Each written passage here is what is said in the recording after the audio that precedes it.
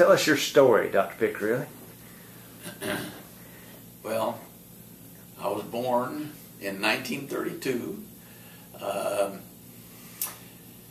My father was an Italian immigrant.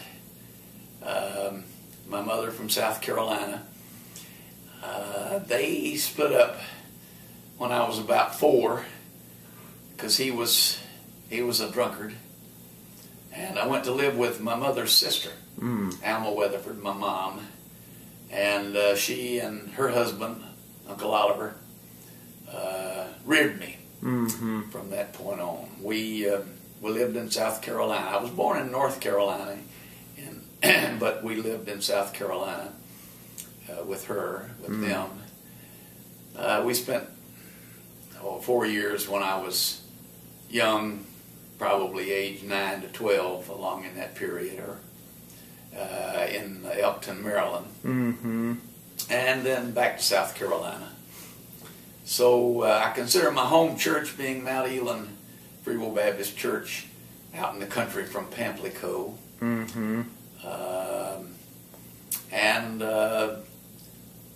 in those days we had part-time pastors, and I guess our church was one of the first to go to full-time. And Paul Kettleman, who was one of the early graduates of the Bible College, had come to Columbia Bible College to finish up because the Bible College in Nashville was only a 2-year school at the time. So he came to Columbia to finish up his degree and became our pastor, and part-time at that point while he was still in school, but later on full-time. So Paul sort of showed me the attraction of different kind of church life, different kind of preparation for the ministry. The preachers I was used to were all people who had gone into the ministry later in life when they were already married and had families, and they farmed for a living or did something else for a living and just pastored on the side, and as I say, pastored part-time. But Paul introduced us to a sort of a different way. So I went to Bible college when I graduated from high school. I didn't really want to go. I had plans to be an engineer and had expected to go to Georgia Tech. But my mom got the idea of my going to Bible college and wanted me to go for a year. Said if I would go for a year, she'd pay my way through through Georgia Tech. And so I decided that's a pretty good deal. So I went to Bible college for a year, but stayed, of course. The Lord got hold of me there.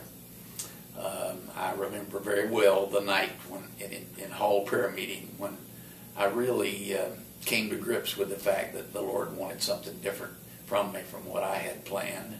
So I gave up my plans and gave my life over to His plans, and stayed and finished Bible college. Then I went to Bob Jones for graduate school, working on first of all a master's in theology, and then subsequently a doctorate in New Testament text.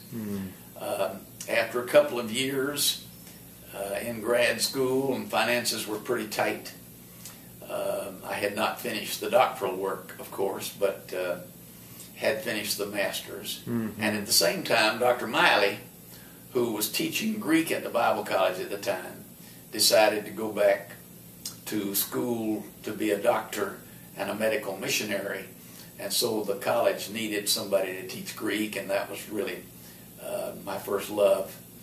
So I applied to go to Bible college on the faculty. As far as I know, I was the first person that ever actually applied to go to teach at the Bible college. I think mostly the college did the contacting. But anyway, they